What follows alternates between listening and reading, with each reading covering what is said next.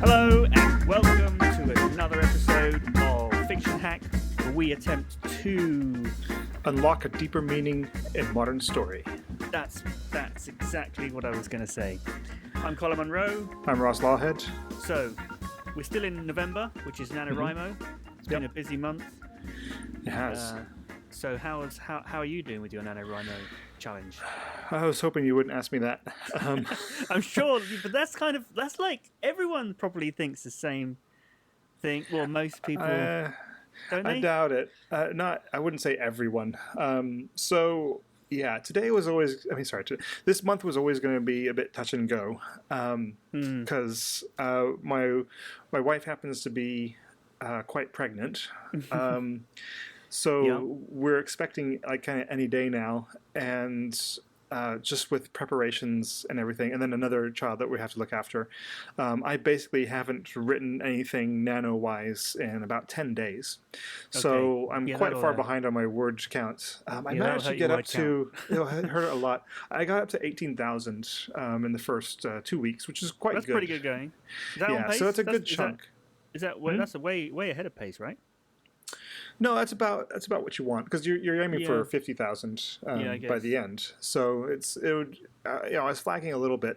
The first few days, I was it was a corker because I was able to keep on top of things. I was getting about 2,000 words a day per average, which is great. But like I was saying at the beginning of this, I still don't see it as failing just because you don't complete the 50,000 words. That's still a long way down the road on that book. So I'm still pleased. I'm still going to keep up with it. See how much we can get done next month. But between one thing or another, I'm not saying the course. You know the expression, it's not winning, it's taking part. Well, in most things that's actually not true.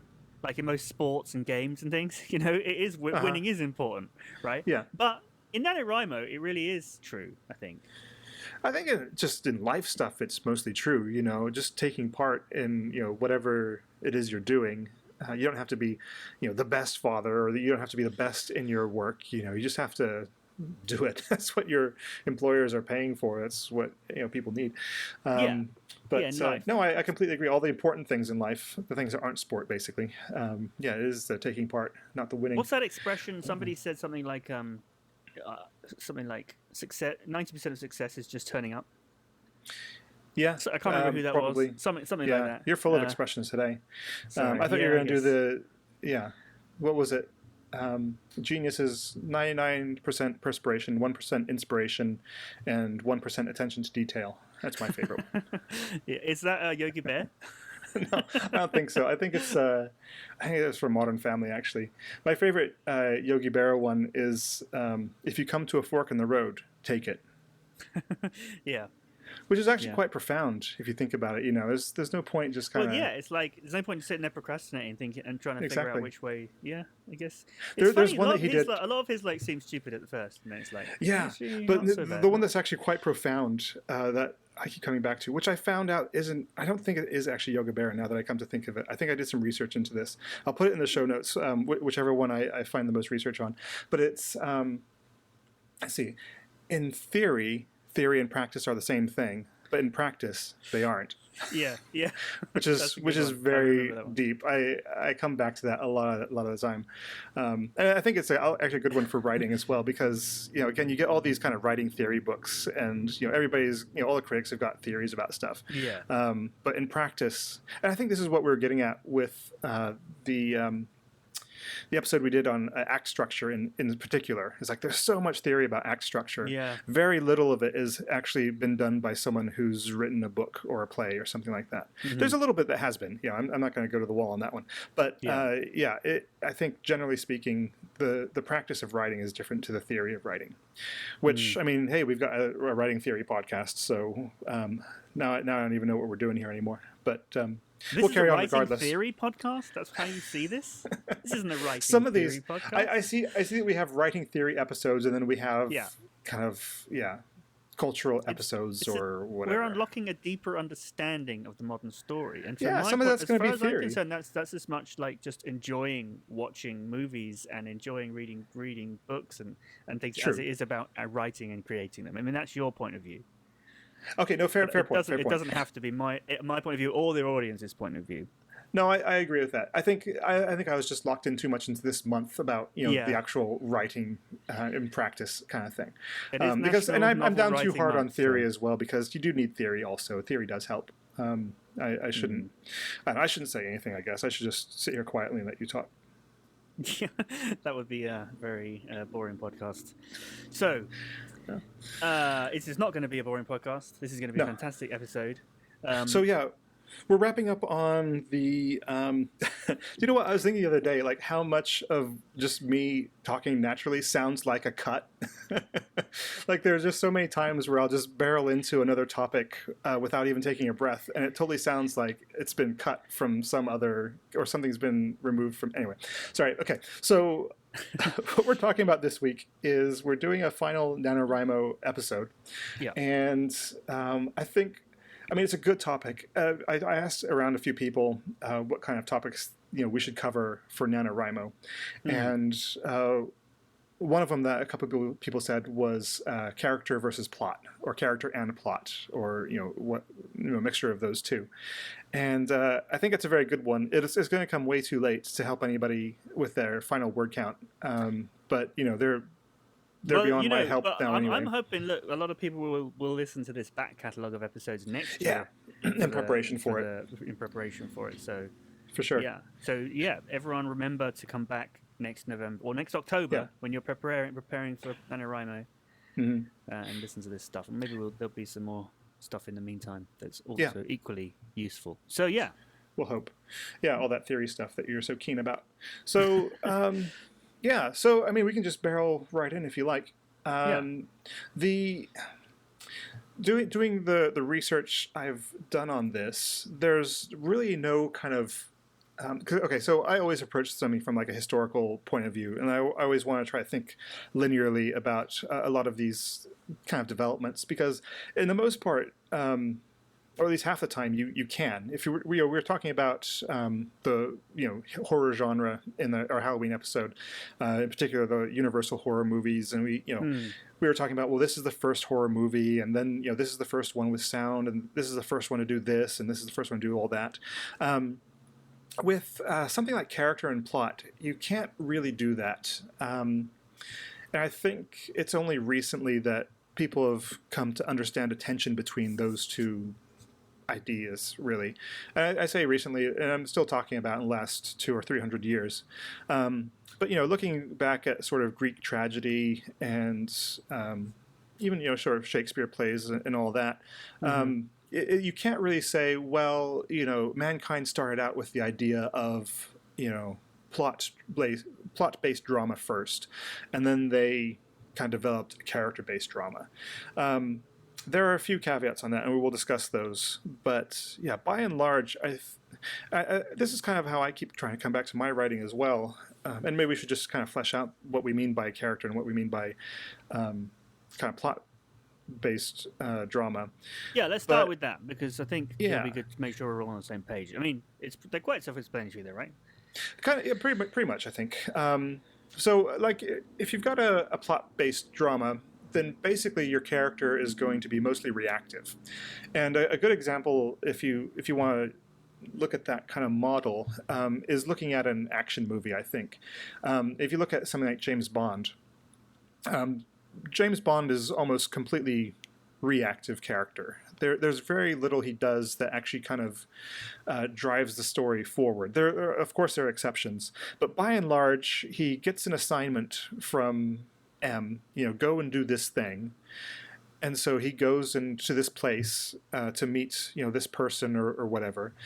And then, he uncovers something, and then, stuff, someone tries to kill him, and he escapes, and, he finds the thing, but then the thing and then he gets captured and all that kind of stuff. So, generally speaking, he doesn't influence a lot of events.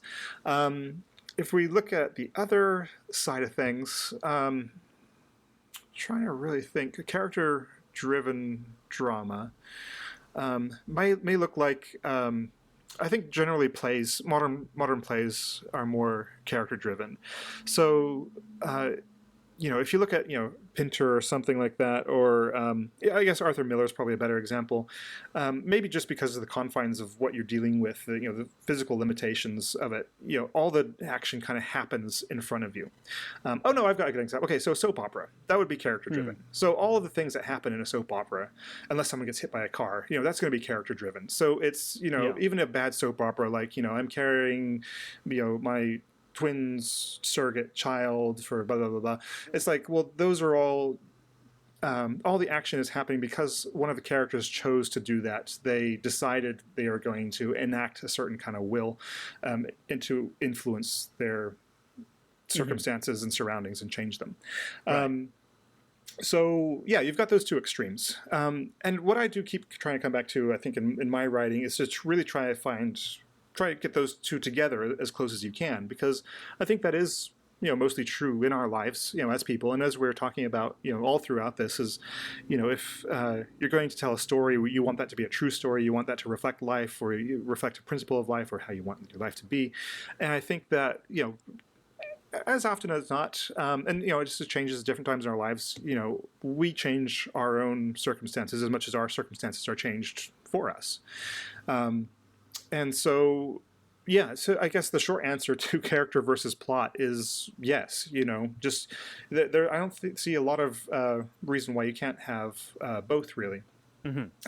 But there have been need times. Both? I mean, it's not like the two are mutually exclusive, right? The two are mutually beneficial. Like I think so. Both. Yeah, and it's not that a plot-based movie is going to have poor characters, because James Bond is a very compelling character. We talked in depth about the movie Die Hard a few podcasts back, and we could look back at that as well. There are a couple times where John McClane does influence the story, and that's good. You need that. But then there are a lot of times he's just reacting, and that's what we were saying, is that he's actually the antagonist, not the protagonist of that story. But then one of the things we said about Die Hard is that, and if you haven't listened, everyone, then you really should go back and listen to our Die Hard episode. I think that was that was a good one. Is that one of the things we said about that? One of the things that makes it such a great movie is that everyone in that movie is a really great character. They've thought about them. No one's just a henchman. Right? No one's like a two-dimensional. Even the people that only have like one scene, there's something about them that's funny, or they've got a backstory. They've got something that drives them. They've got an ambition. Absolutely, yeah. Yeah, and you can say the Chinese guy with taking the chocolate bar, and you know exactly who I mean, right? Yeah. And so everyone's So that was one of the things that's great about that movie, even though that didn't really add to the plot, but it did add to making it the movie as good as it is. Yeah, no, completely. And actually, I think we should. I don't know. We can go two routes. We can go history, or we can go current example. What do you think, Colin? Let's go current example. Current example. Okay. So there's. I recently saw a movie that did character and plot very badly, and I recently saw a movie that did character and plot very, very well. So the one that was very bad, and I'm not sure if you've seen this, but it was the Fantastic Beasts #2, The Crimes of Grindelwald. Okay. So have you seen that? I know. No, all I know is I've seen your tweet about it. Okay, and so I get the impression I'm not gonna. It's not gonna be a spoiler or anything like that. And maybe we should do a whole episode on that. I don't think there's that much to say, and actually, it's been kind of picked apart quite a lot. A lot of people are having a go at it right now because the community is not really behind this movie, which I think is I don't know what it is, but they just aren't, and it's not a very good movie. It's because the characters seem to just kind of do things for no reason, and things happen to them for no reason. So already you've got J.K. Rowling is trying to find this kind of balance between well, how do we make the characters actually make meaningful choices in the story and things not happen to them, but then also how do we just keep things just kind of moving along with people who don't really belong in the story anyway. And it's just baffling to watch. And it doesn't have to be the Fantastic Beasts movie. That's just the one I saw most recently. But anyone can really kind of think of a bad movie. And I think you'll find that there is a dysfunction on one level or the other. The characters do things which just don't make any sense. In the Grindelwald one, there's one lady, Queenie, who's the blonde-haired witch from the first one, the American one, who's in love with a muggle, who's in love with her as well. And when we first see them in this movie, she's got him under a love enchantment to marry her. This isn't a spoiler. This happens like in the first 20 minutes. And then that gets removed. And then she runs off crying. And all throughout the movie, he's saying, well, I've got to get her back. Now, there's no reason for her to have put him under that love spell if he already loved her in the first place enough to never want to be away from her. That's just like a meaningless character thing that was done just so they could come and find Newt Scamander, just so they could be in the story again, just so he could tag along on the adventure. And again, not really any purpose except that this guy was signed for a 5-picture deal and he has to be in these movies now. That's the Muggle guy. So and then you could just kind of keep going. It's actually kind of light on plot because not a lot happens. Things don't really kind of move along. But then there is kind of a Deus Ex Machina kind of moment. The Deus Ex Machina, have we explained that before in the podcast? No. That's kind of the very old. It wasn't always used how we use it now, but it does come from Greek tragedy. The Deus Ex Machina is God from the machine. The machine that they're referring to is literally just a crane that you would tie an actor to he's got a mask on that's Zeus or it's Athena or whoever, and then you actually lower them down onto the stage, and then they give kind of the final speech or the final kind of sum up of the tragedy that you've just seen, what's happened, and then sometimes they'll give a judgment, and that's what we remember now is the judgment. So it is the right. It is the God device coming in to sort out all of the problems in the story. So, again, it's a very, old contrivance, but it's basically the author just saying, well, I've got a situation here that the characters can't resolve, so I have to resolve it by some sort of fantastic means that's outside of everybody's control. And it's a very unsatisfying ending because we all want to at least believe that we have control over our own actions and lives and the things that are happening to us and that we can find a resolution that's through our own strength and will. And it really bugs us when, someone comes in and says, well, okay, you've got it wrong. Here's how it all works. So that happens at the end of this one. I mean, it isn't fully resolved because again, it's a continuing story. But yeah, at one point, one of the creatures steals something that's very important, but Newt Scamander hasn't told him to steal it, and the bad guy doesn't even know that it's been stolen after that point. And so it's like, well, who's responsible for this creature having stolen this thing, in order to, kick off the next story? It's like, well, nobody. J.K. Rowling was. She just decided to have this happen so that you can move things along.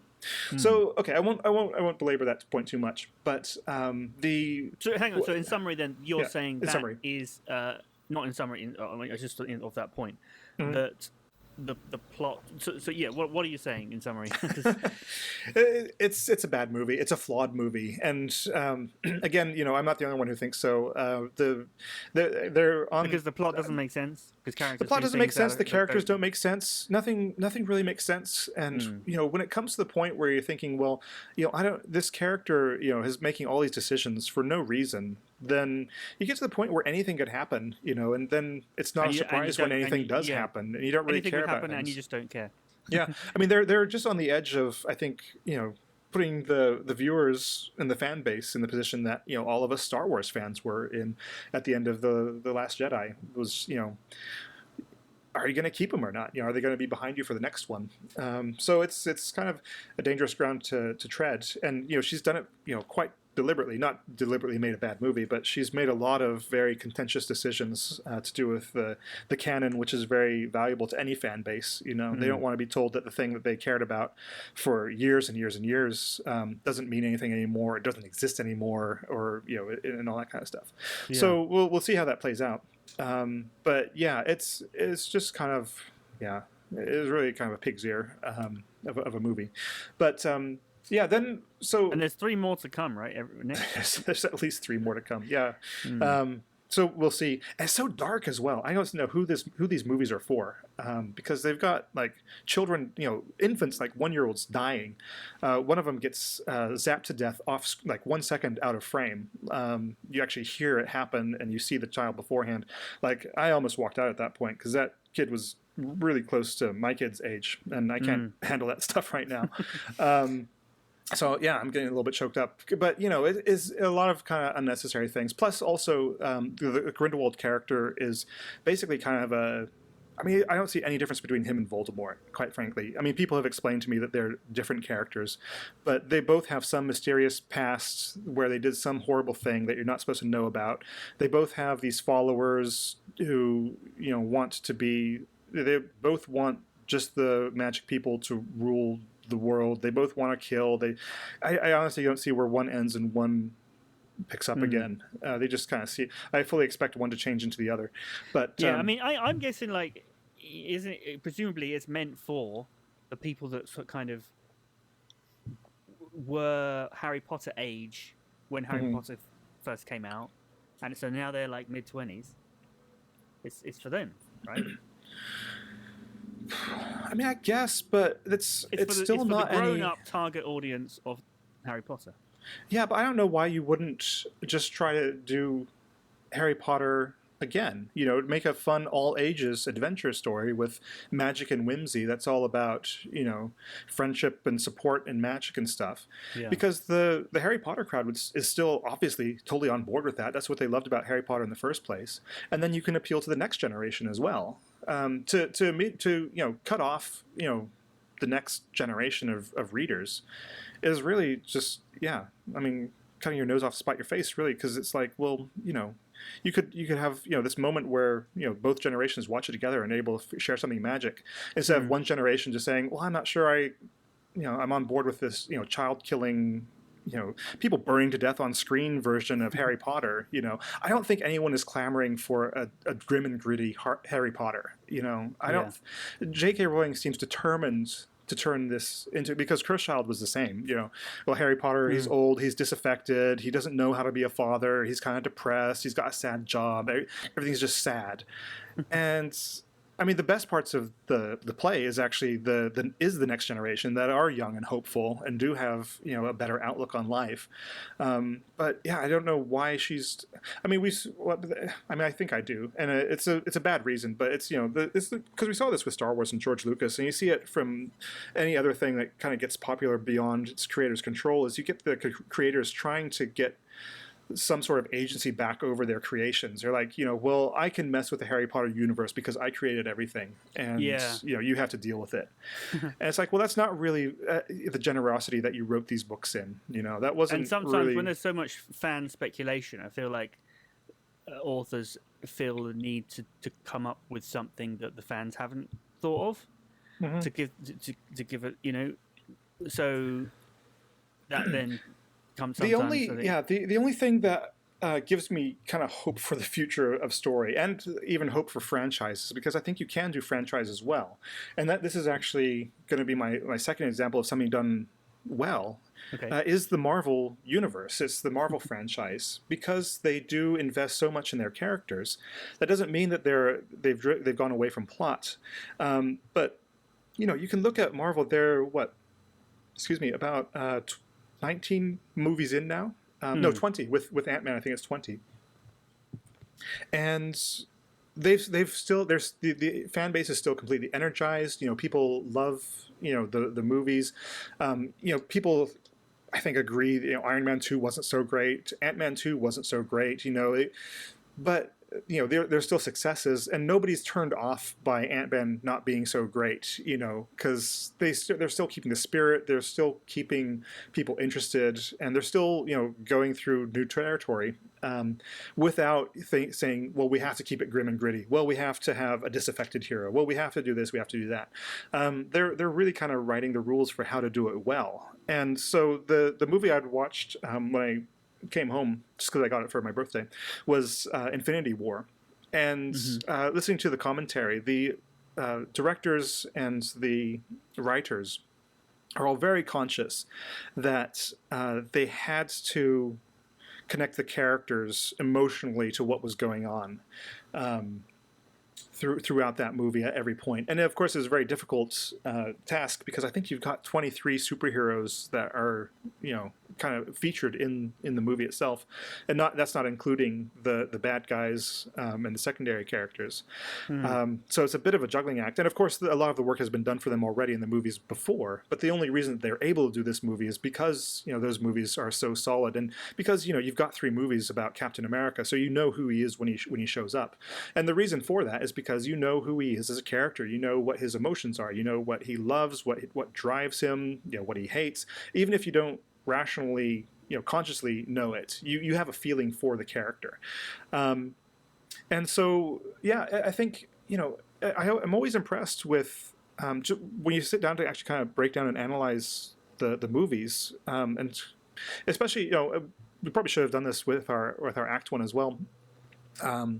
But they spend a lot of time at the beginning just letting you get to know the character. They will often have a little short action sequence in the beginning of the movie just to kind of let you know, basically, this is going to be an action movie. This is what you paid your money for. You're gonna get it. But those action sequences are often very short, and they don't do much except to say, this is an action sequence.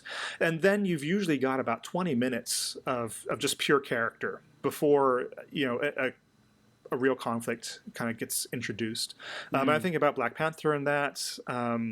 Actually, the first Avengers movie as well. I think it's generally about an hour, before what people would consider kind of the Act 1 turning point. Just the thing that kind of kicks off the action actually occurs, because Joss Whedon, he actually knows how to craft a story, and he knows that you need to pick up all these characters on an emotional level. So he spends a lot of time with Iron Man, he spends a lot of time with Bruce Banner, he spends time with Black Widow, he spends time with every main character that's going to be in that movie.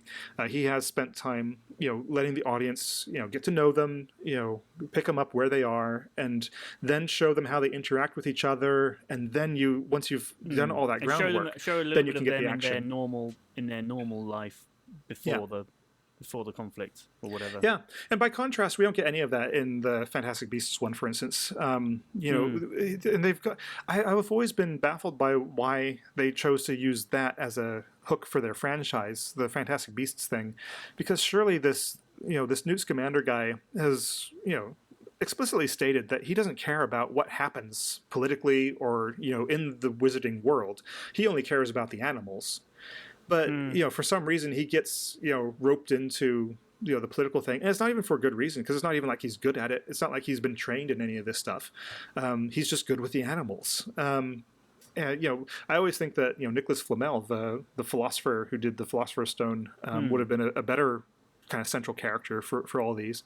But I don't know, maybe it's a branding thing, maybe that's because that book had been out, they felt like they had to pick a book, otherwise it was Quidditch through the Fantastic ages. Beasts was such a kind of known sub brand within the saga, the original saga, I suppose. So I guess I don't know, but it's more like the book itself is more like an encyclopedia, isn't it? You can't make that into a movie. So. Well, it was done for comic relief. Like, did you ever buy that? Yeah, I bought it as well. No, I did.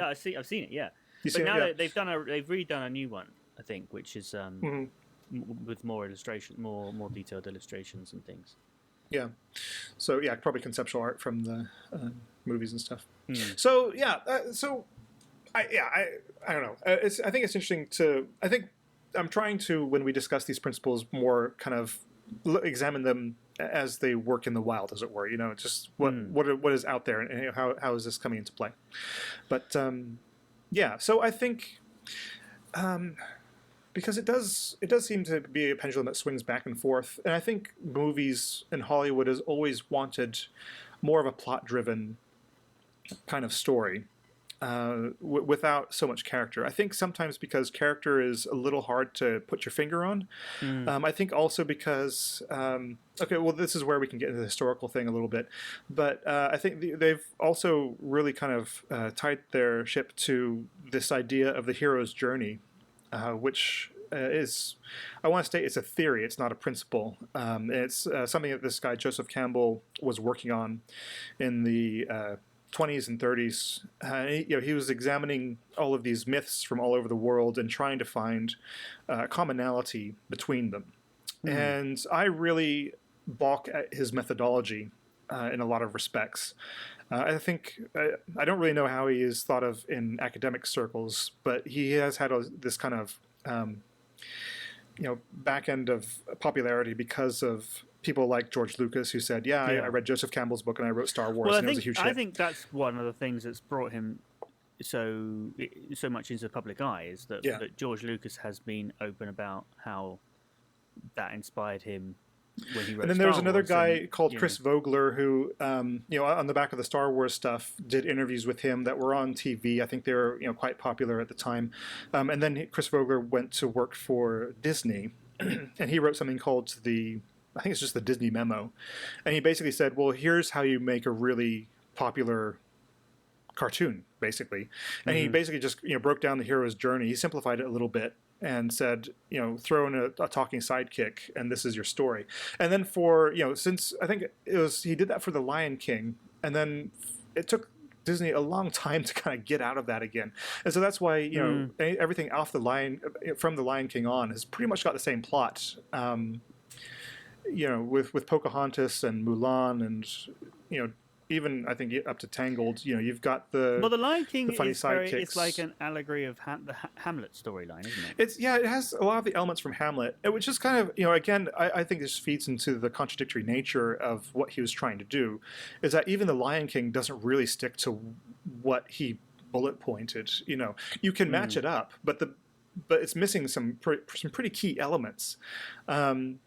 So you're absolutely right. I wouldn't say it is a retelling of Hamlet. It just uses a lot of the same elements and kind of the same setup as well. But in any case, so to go back to Joseph Campbell, where this started. So he explicitly set out to find this thing, this monomyth, he called it, the one story that all these stories are trying to tell. And then he claims that he found it, and he wrote this book called The Hero with a Thousand Faces that basically goes through all these points. And so the first point is called the refusal of the call.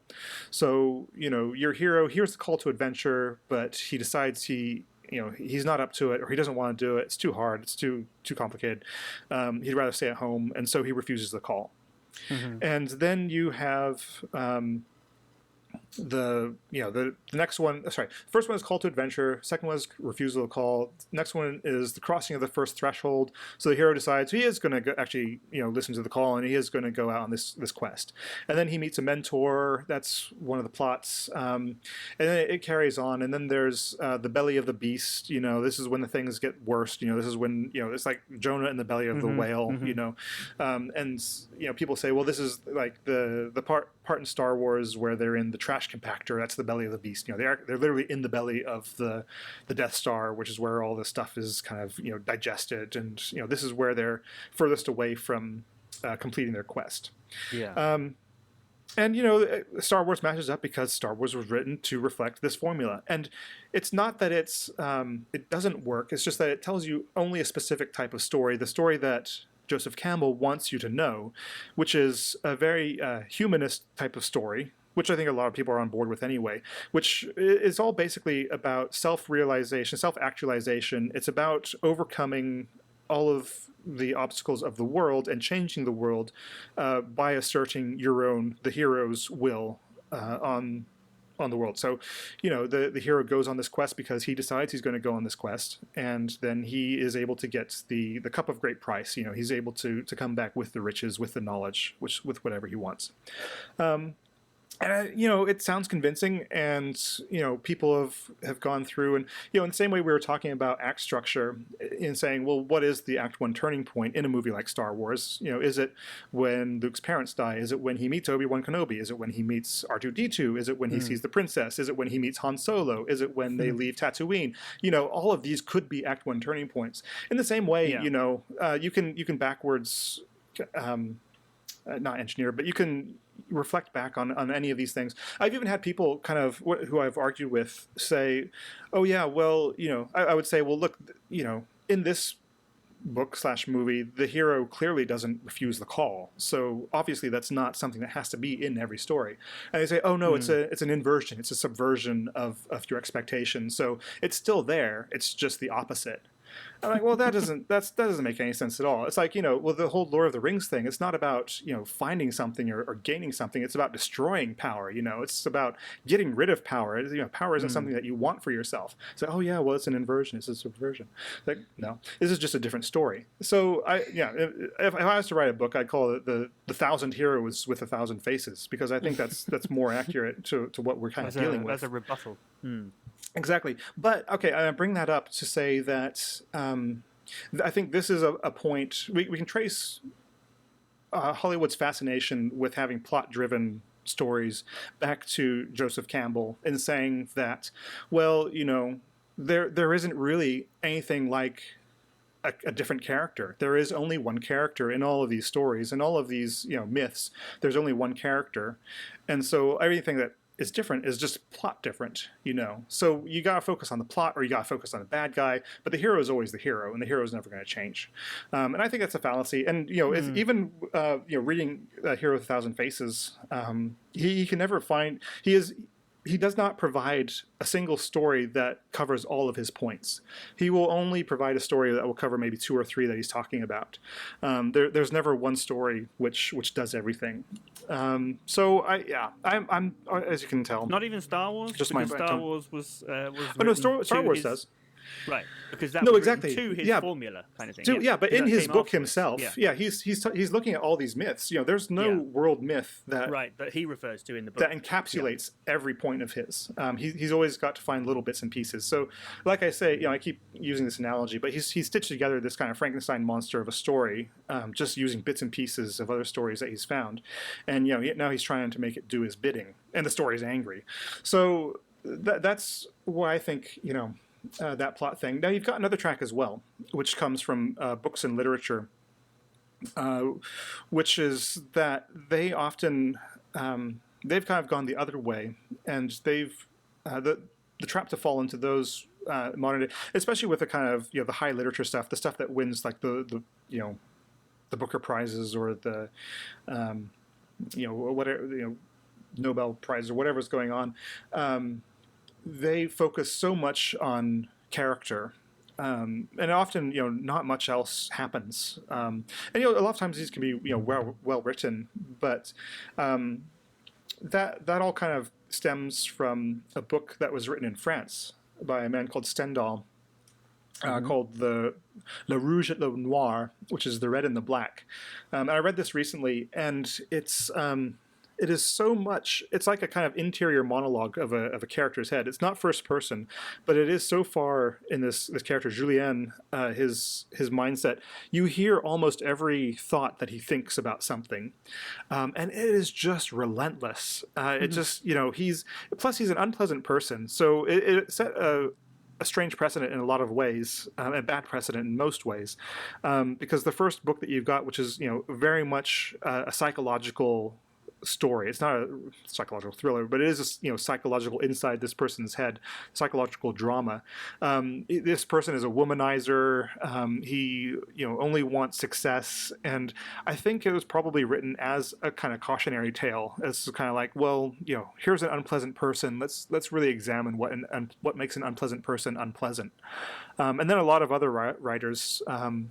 Mostly, at that time French, because it was written in French, to use that as an excuse to examine, I can be unpleasant too. And it started this movement of naturalist literature, which Émile Zola was the one I was exposed to most in school. Thérèse Racan was just awful. And it's all about kind of, well, I think actually a good example of it is Crime and Punishment with Dostoevsky. Again, it's very much in Raskolnikov's head. You hear his thoughts, you know what he's thinking.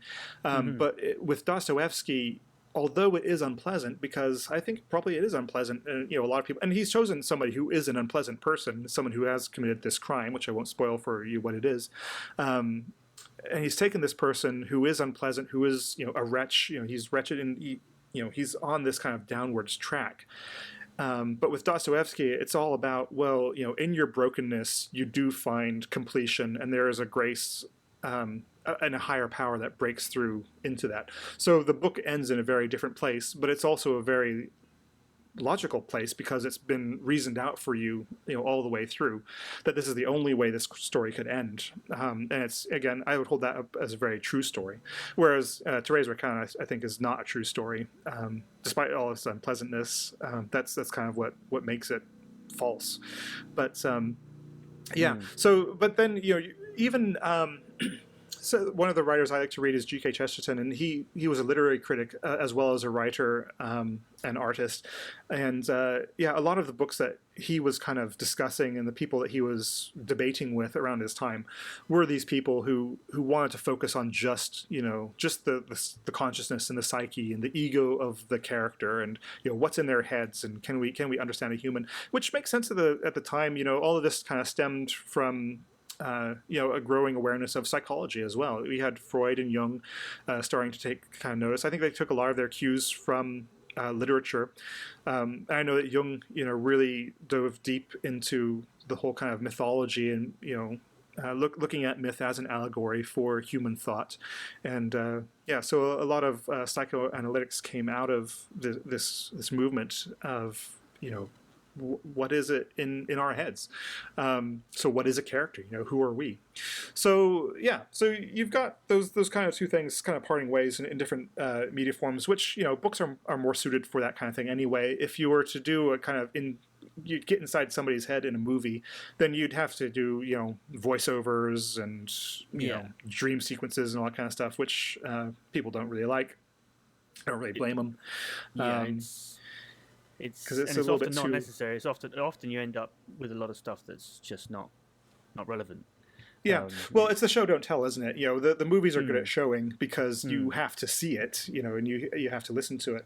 The thing that always annoys me, the editorial comment I hate is, you've written this book and the editor says, show don't, they highlight a section and they say, Ross, show don't tell, which is insane because you have to tell. It's a story. You're telling a story. You're not a story shower. You're a storyteller.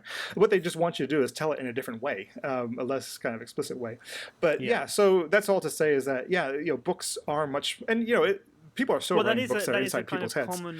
Common I don't want to say mistake, but of like people writing a script for the first time, they'll just have too much dialogue, and not enough sort of description of what's actually going on, and so that's what you're saying, I think. Oh, it is. Yeah, I mean, in a movie, it's far easier and to actually show somebody holding a coffee instead of saying having a character say, "I'm going to go get a coffee," and then have him leave the room and have him come back holding a coffee and say, "Okay, I've got my coffee now. Let's do this." So you just have him, if it's going to be important, just have him holding coffee. So, and that actually, thinking about Fantastic Beasts and thinking about Infinity War again, it's like we had in Fantastic Beasts, she had to show everything that happened. Like, it couldn't have just been referenced that Grindelwald broke out of prison. You had to see exactly how he did it and everything he did, and none of it made sense, by the way. But you had to show him locked up in prison, and then you had to show him breaking out, and then you had to see him escaping. Whereas in Infinity War, you cut straight to Thanos is on Thor's ship, and everybody is dead except for a few people. It's like they cut straight into the middle of the action to pick up at the important part, which was a conversation between Thor and Thanos, because you've got to set up those characters right at the beginning. That's the most important thing. That's over the plot is setting up the characters. If we don't care about the people, we don't care about the story, we don't care about what happens, it's not going to be as emotionally effective as if we have if you don't take that time to do that. Plus, also you find out through the movie that he's already destroyed another planet. So there's something that you didn't even see happened. So it's even skipping an action and cutting into the second action that drives the movie. Before you get carried away with Marvel, I could talk about Infinity War. We all know you love Marvel. What is it that you want, or that you think people who are doing NaNoWrimo should be taking away from this discussion about character and plot? I'm going to implore people not to pick one or the other, or think of one as being more important than the other. Or if you are, I think of character as being more important. I think I know this from reading books about writing, by attending so many creative writing classes. I think it's easier to teach plot, and so you hear plot being taught a whole lot, and it's harder to teach character. It can be analyzed and structured. Exactly. It's similar to the whole structure debate, really. Yeah, because you're taught to have your structure. You've got this structure. This is your structure. Now you have to think of a character arc to go on top of it. So already you're putting the character secondary to the structure, and you've already got this fixed, rigid structure, which may not be appropriate for the story you're trying to tell anyway. And you're trying to put some sort of character thing. I think it's really a rod for your back. I think again the advice from the act structure one was just really think logically about what your character needs or is going to do and what is going to happen to them, rather than trying to fit it into some sort of structure. And when it comes to thinking about plot and thinking about character, just realize that they really do go hand in hand. I think if you are telling a type of story like an action story, then it is okay to realize, well, the character is going to be a little bit more reactive. We're not going to see a lot of development from them, and that's but then okay. It's more important that you know who the character is, because that defines how he reacts, or he or she reacts, right? Yeah, exactly. Yeah, so it's not that it's not an important character just because they don't change very much, but just be aware of that. Don't try to force something to happen that isn't going to happen naturally. And equally, if something is begging to happen, that needs to happen, don't not do it just because some writing instructor who's not read your story has written a book saying that you shouldn't do it. Because the thing that's frustrating to me is that I see just the same stories being told over and over and over again in popular film, and there are very few people who are taking chances in telling a different story. And I think I will criticize Marvel in saying that for a while they did tell the same story over and over again. You have this person who's really good at science, and he makes this marvelous machine, and then someone else comes in and uses the same machine for evil, and then they have to fight. And I've just described Captain America, I've described Iron Man, I've described Ant-Man, I've described a whole bunch of Marvel movies just right there. But I think the reason they got away with it is because the characters were different, and we cared about the characters. We cared about Captain America in a different way than we cared about Iron Man. We cared about Ant-Man in a different way than we cared about either of those two. So, I would say, the plot is not the most important thing. Wait, okay, hang on. I just said they're both equally important. I say that, plot... they're both very close in importance. They're very close and important. You can kind of make one a little bit more important than the other, depending on the project, but in general, they're very, very close. I would say that character is important, but an important character doesn't mean that they drive the story necessarily. Yeah, neither of them can be neglected, I think, is what you're saying. I think we're humans. We look for answers in literature, because we see other humans. They call it the mirror that you hold up to life, and we look to see ourselves in that mirror. So I think that you do have to think about the character, but also just think about the story that you're telling, and is that character appropriate? Is the plot appropriate? And just who you're telling it for as well. Because it is a huge, complex, multifaceted thing. It's not just one story, as some people insist. It is more complex than that, more varied than that. So we can leave it there. Seems like a good time. But Okay, great. Well, to find latest episodes of the Fiction Hack, the best place to go is SoundCloud or our website, which is fiction-hack.com. Yep. You can also follow us on Facebook. Have you been putting much stuff on there? I haven't. No, we'll get some stuff up there. We'll basically link the episodes mostly. There's not much if you go to Facebook for feed and information on that kind of stuff, then we'll let you know about things. But otherwise go on SoundCloud, follow us on Twitter. You can follow you at Colin_Monroe, and I'm at Ross Lawhead, and you can follow me on Instagram as well. And I've got a website. In addition to doing the Fiction Hat notes, I also post on there occasionally. And what else you got? Yeah, so as always, the music that we've used at the beginning and end of this podcast is from the Free Music Archive by a group called the Devlon Lamar Organ Trio. And the song that we like to use is called Between the Mustard and the Mayo. Sounds tasty. So, big thank you to them. It's a nice tune. Absolutely. It's great. Okay, well, until next time, be excellent to each other. See you next